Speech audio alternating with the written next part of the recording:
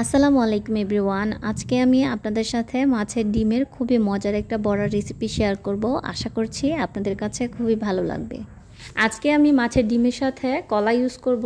এর জন্য আমি দুটো কলাকে আগে থেকেই সিদ্ধ করে নিয়েছি। এখন এই কলা দুটোকে আমি ছিলকা সহই ছোট ছোট করে কেটে নিব।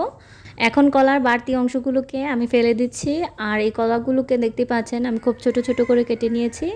এখন একটা ব্লেন্ডারের মধ্যে নিয়ে অল্প একটু পানি দিয়ে তারপরে এটাকে আমি একেবারে মিহি করে ব্লেন্ড করে নেব।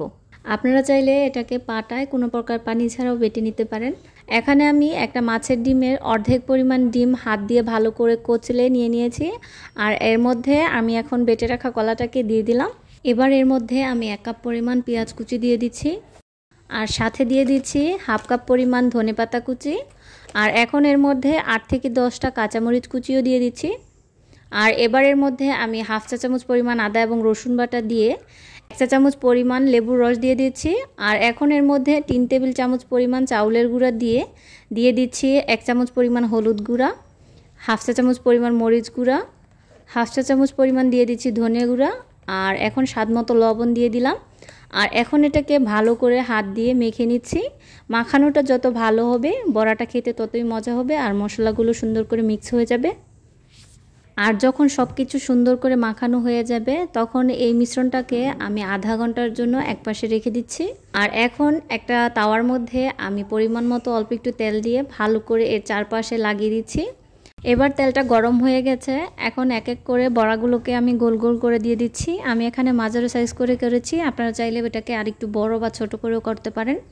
আর এখন যখন বড়াটার এক পাশ ভালো করে ভাজা হয়ে যাবে তখন এটাকে আমি সুন্দর করে আস্তে আস্তে উল্টে দিয়ে একটু চেপে চেপে দিব করে এর উপরের পিঠটাও সমান হয়ে যায়। এবার উপর দিয়ে আরও একটু তেল দিয়ে দিচ্ছি, এতে করে ভাজাটা একটু সুন্দর করে হবে। আর যখন এরকম লাল করে ভাজা হয়ে যাবে তখনই এগুলোকে আমি এক এক করে নামিয়ে নিচ্ছি। এবার এই অল্প তেলের মধ্যে এক এক করে আমি গোল গোল করে বড়াগুলোকে আবারও দিয়ে দিচ্ছি। আর যখন বড়াগুলো অল্প একটু ভাজা হয়ে যাবে তখন এর মধ্যে অল্প একটু তেল অ্যাড করছি। আর এখন বড়াগুলোকে উল্টে দিয়ে আগের মতো করেই চেপে চেপে দিব যাতে করে উপরের অংশটা সমান হয়ে যায়। আর যখনই বড়াগুলোর দুই পাশ সুন্দর করে বাদামি করে ভাজা হয়ে যাবে তখনই বড়াগুলোকে নামিয়ে নিতে হবে।